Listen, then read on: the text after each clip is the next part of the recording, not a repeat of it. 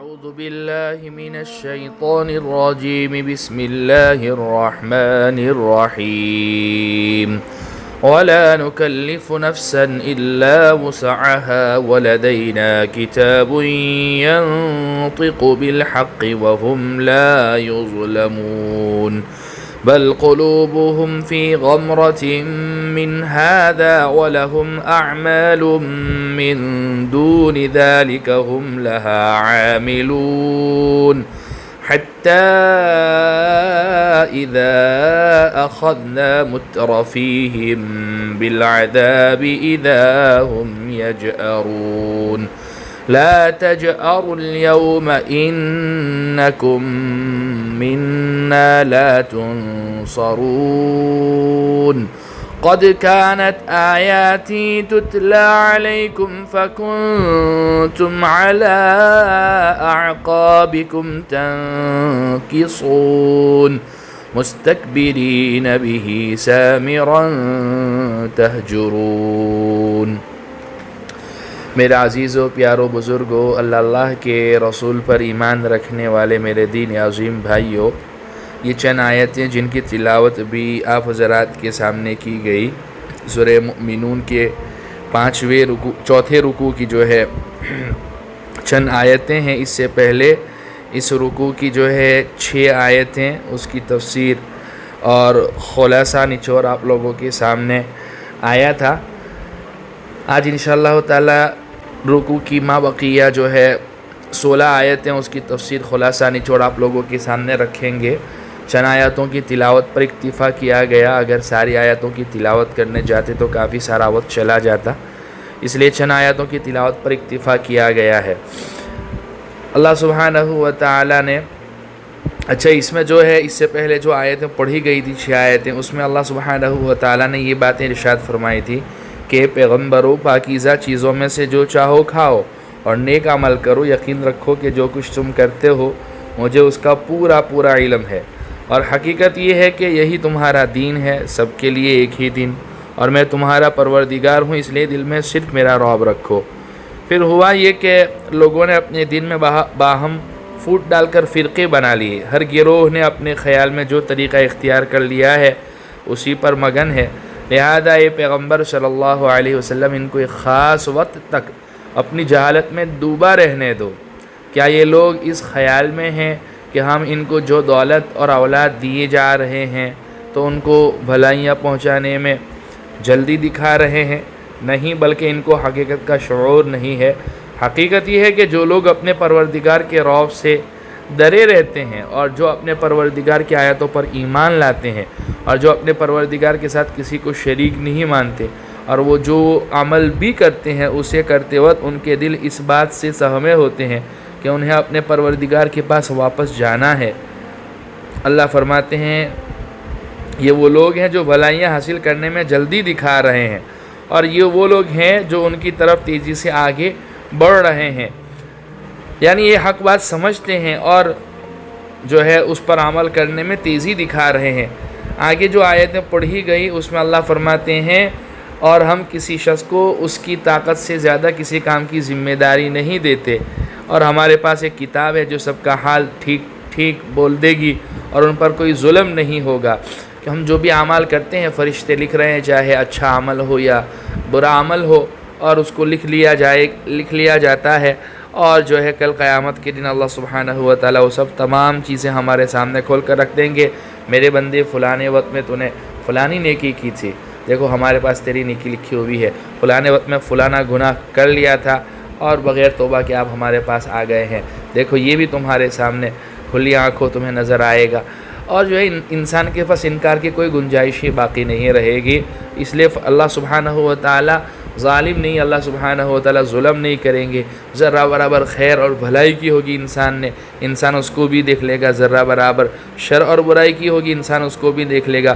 وَلَا نُكَلِّفُ نَفْسًا إِلَّا وُسْعَهَا وَلَدَيْنَا كِتَابٌ يَنطِقُ بِالْحَقِّ وَهُمْ لَا يُظْلَمُونَ۔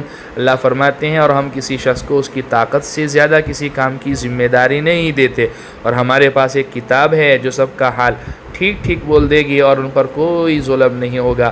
بل قلوبهم فی غمرۃ من ھذا ولہم اعمال من دون ذلک هم لها عاملون. لیکن ان کے دل اس بات سے غفلت میں ڈوبے ہوئے ہیں اور ان کے علاوہ ان کی اور بھی کارستانیاں ہیں جو وہ کرتے رہتے ہیں. یعنی کفر اور شرک کے علاوہ ان لوگوں کے اور بھی بہت سے برے کام ہیں جو وہ کرتے رہتے ہیں. حتی اذا اخذنا مترفیہم بالعذاب اذا هم یجأرون. یہاں تک کہ جب ہم ان کے دولت مند لوگوں کو عذاب میں پکڑ لیں گے تو وہ ایک دم بلبلا اٹھیں گے. لا تجأروا اليوم انکم منا لا تنصرون. ان سے کہا جائے گا آج بلبلاؤ نہیں، ہماری طرف سے تمہیں کوئی مدد نہیں ملے گی، کوئی ملنے والی نہیں ہے، نہ آج تمہارا اور کوئی مددگار ہوگا.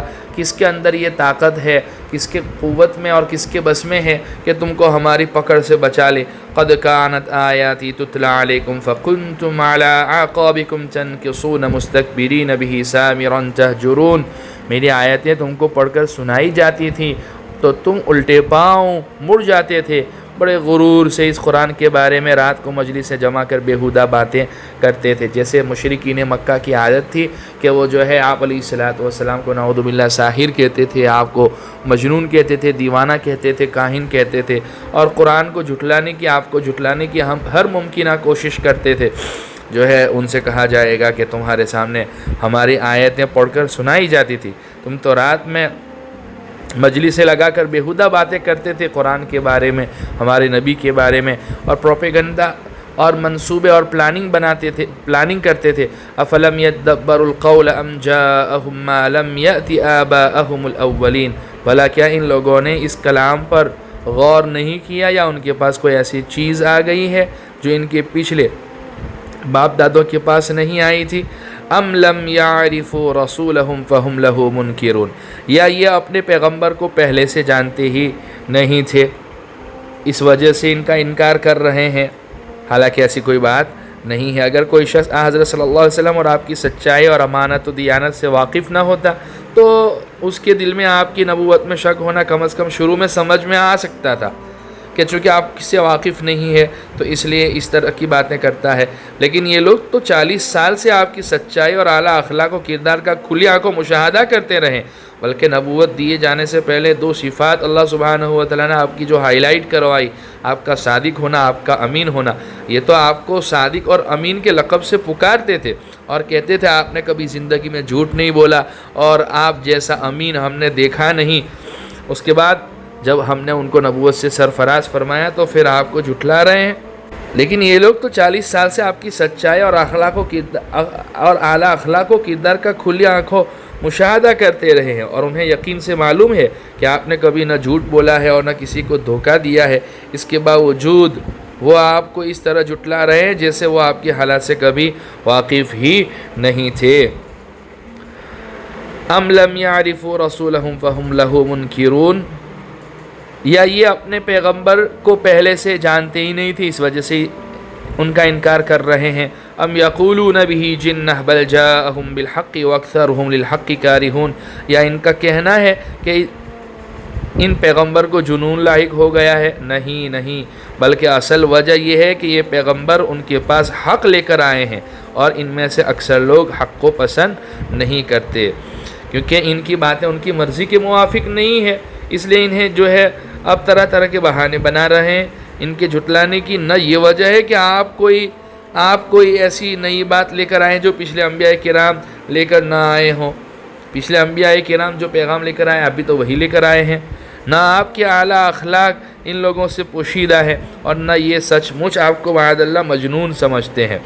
اصل وجہ اس کے برعکس یہ ہے کہ حق کی جو بات آپ لے کر آئے ہیں وہ ان کی خواہشات کے خلاف ہے، اس لیے اسے جھٹلانے کے لیے مختلف بہانے بناتے رہتے ہیں. جیسے ہم میں بھی بہت سے لوگ ایسے ہوتے ہیں نا جن کے مزاج کے مطابق شریعت کی باتیں نہیں ہوتی ہے تو اس کا مذاق اڑانا اور فتووں کا انکار کرنا اور علماء کے بارے میں یہ باتیں بولنا شروع کر دینا کہ یہ تو ملاؤں کا دین ہے، ملاؤں کا قرآن ہے، ملاؤں کی حدیثیں ہیں. نعوذ باللہ، اللہ ہماری سے حفاظت فرماوے. تو وہ لوگ بھی جو ہے نا ایسے ہی اس طرح کی حرکتیں کیا کرتے تھے. تو اللہ سبحانہ و تعالیٰ فرماتے ہیں یا ان کا کہنا ہے کہ ان پیغمبر کو جنون لاحق ہو گیا ہے؟ نہیں، بلکہ اصل وجہ یہ ہے کہ یہ پیغمبر ان کے پاس حق لے کر آئے ہیں، اور ان میں سے اکثر لوگ حق کو پسند نہیں کرتے، اور ہم حق بھی وہی سننا چاہتے ہیں اور اسی پر عمل کرنا چاہتے ہیں جو ہماری مرضی کے موافق ہو، اور جو ہماری مرضی کے موافق نہ ہو تو پھر اس وقت ہم طرح طرح کی باتیں بنانا شروع کر دیتے ہیں۔ وَلَوِ اتَّبَعَ الْحَقُّ أَهْوَاءَهُمْ لَفَسَدَتِ السَّمَاوَاتُ وَالْأَرْضُ وَمَنْ فِيهِنَّ بَلْ أَتَيْنَاهُمْ بِذِكْرِهِمْ فَهُمْ عَنْ ذِكْرِهِمْ مُعْرِضُونَ، اور اگر حق ان کی خواہشات کے تابع ہو جاتا تو آسمان اور زمین اور ان میں بسنے والے سب برباد ہو جاتے۔ نہیں، بلکہ ہم ان کے پاس خود ان کے لیے نصیحت کا سامان لے کر آئے ہیں، اور وہ ہے کہ خود اپنی نصیحت سے منہ موڑے ہوئے ہیں۔ ام تسألهم خرجا فخراج ربک خیر وهو خیر الرازقین، یا ان کے انکار کی وجہ یہ ہے کہ تم ان سے کوئی معاوضہ مانگ رہے ہو، تو یہ بات بھی غلط ہے، اس لیے کہ تمہارے پروردگار کا دیا ہوا معاوضہ تمہارے لیے کہیں بہتر ہے، اور وہ بہترین رزق دینے والا ہے۔ اور ہر نبی کی تو اپنے امت کو یہی دعوت رہی کہ میں تم سے اس پر کوئی اجر کا مطالبہ نہیں کر رہا ہوں، ان اجری الا علی اللہ، میرا اجر تو جو ہے اللہ سبحانہ و تعالیٰ کے پاس ہے، میں نے جو کچھ بھی ریوارڈ لینا ہے، ثواب اور بدلہ لینا ہے، میں نے جو کچھ بھی اجرت لینی ہے وہ اللہ سبحانہ و تعالیٰ سے لینی ہے۔ تو ایسی بھی بات نہیں ہے کہ یہ ہمارے نبی ان سے اس دین کی دعوت کے بدلے میں کوئی ان سے معاوضہ لے رہے ہوں، نہیں نہیں نہیں۔ وَإِنَّكَ لَتَدْعُوهُمْ إِلَى صِرَاطٍ مُسْتَقِيمٍ، اور حقیقت یہ ہے کہ تم تو انہیں سیدھے راستے کی طرف بلا رہے ہو۔ وَإِنَّ الَّذِينَ لَا يُؤْمِنُونَ بِالْآخِرَةِ عَنِ الصِّرَاطِ لَنَاكِبُونَ، اور جو لوگ آخرت پر ایمان نہیں رکھتے وہ راستے سے بالکل ہٹے ہوئے ہیں۔ وَلَوْ رَحِمْنَاهُمْ وَكَشَفْنَا مَا بِهِمْ مِنْ ضُرٍّ لَلَجُّوا فِي طُغْيَانِهِمْ يَعْمَهُونَ، اور اگر ہم ان پر رحم کریں اور اس تکلیف کو دور کر دیں جس میں یہ مبتلا ہیں، تب بھی یہ بھٹکے ہوئے اپنی سرکشی پر اڑے رہیں گے۔ اللہ تعالیٰ نے مشرکین مکہ کو جھنجھوڑنے کے لیے ایک مرتبہ انہیں قحط اور معاشی بدحالی میں مبتلا کیا، تاکہ کچھ ان کو جو ہے کچھ اس سے عبرت حاصل کر لیں اور آنکھیں کچھ ان کی کھولیں۔ یہ آیت کسی ایسے ہی موقع پر نازل ہوئی تھی۔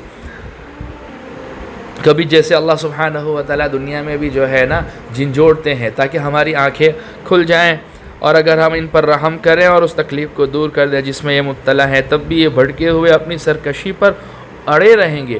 وَلَقَدْ أَخَذْنَاهُمْ بِالْعَذَابِ فَمَا اسْتَكَانُوا لِرَبِّهِمْ وَمَا يَتَضَرَّعُونَ، اور واقعہ یہ ہے کہ ہم نے ان کو ایک مرتبہ عذاب میں پکڑا تھا تو اس وقت بھی یہ لوگ اپنے پروردگار کے سامنے نہیں جھکے، اور یہ تو عاجزی کی روش اختیار کرتے ہی نہیں ہے۔ حَتَّى إِذَا فَتَحْنَا عَلَيْهِمْ بَابًا ذَا عَذَابٍ شَدِيدٍ إِذَا هُمْ فِيهِ مُبْلِسُونَ، یہاں تک کہ جب ہم ان پر سخت عذاب والا دروازہ کھول دیں گے تو یہ ایک دم اس میں مایوس ہو کر رہ جائیں گے۔ لیکن اس وقت کی مایوسی، اس وقت کا افسوس، اس وقت آنکھیں کھلنا، یہ انسان کے لیے فائدہ نہیں دے گا۔ مشرکین مکہ بھی جو ہے نا اس طرح کی حرکتیں آپ علیہ الصلوۃ والسلام سے کر رہے تھے۔ اللہ سبحانہ و تعالیٰ نے ان تمام حالات کو، ان تمام واقعات کو جو ہے اس میں جو ہے بیان فرمایا۔ اللہ کا فضل احسان کہ اللہ سبحانہ و تعالیٰ نے بن مانگے نعمت ایمان، نعمت اسلام، نعمت قرآن، نعمت ہدایت عطا فرمائی۔ ہم ان چیزوں کا اللہ سبحانہ و تعالیٰ کا شکریہ بھی ادا کریں، اور اس پر استقامت بھی اللہ سبحانہ و تعالیٰ سے مانگیں، اور ایمان اور اسلام کے تقاضوں کے مطابق زندگی گزارنے کی کوشش کریں۔ میرے عزیزو، اللہ سبحانہ و تعالیٰ نے یہ نعمت دے دی، اب جو ہے ہماری ذمہ داری ہے کہ ہم اس نعمت کو آگے بڑھائیں اور جو ہے اس کو اللہ کے پاس بچا کر لے کر جائیں، اور اپنی آنے والی قیامت تک کی جنریشن کے لیے ان کی ایمان کی، اسلام کی سلامتی کی حفاظت کی فکر کریں۔ طرح طرح کی باطل محنتیں چل رہی ہے، اللہ سبحانہ و تعالیٰ ان کے عقائد کی حفاظت فرماوے، اور جو ہے انہیں صحیح راہ پر، صراط مستقیم پر چلائے رکھیں۔ قرآن اور حدیث کے نام پر جو ہے مارکیٹ میں طرح طرح کے فتنے ہیں، نام بہت اچھا ہے لیکن کام جو ہے بالکل الٹا ہے۔ اللہ ہماری جو ہے ایسے فرقوں سے اور ایسے لوگوں سے حفاظت فرماوے، قرآن اور حدیث پر مضبوطی سے عمل کرنے والا بناوے، اور جو ہے ہمارے اس مبارک سلسلے کو بھی قبول فرماوے، نجات بخشش کا ذریعہ بناوے، کہنے سننے سے زیادہ عمل کی توفیق عطا فرماوے۔ وآخر دعوانا الحمدللہ رب العالمین۔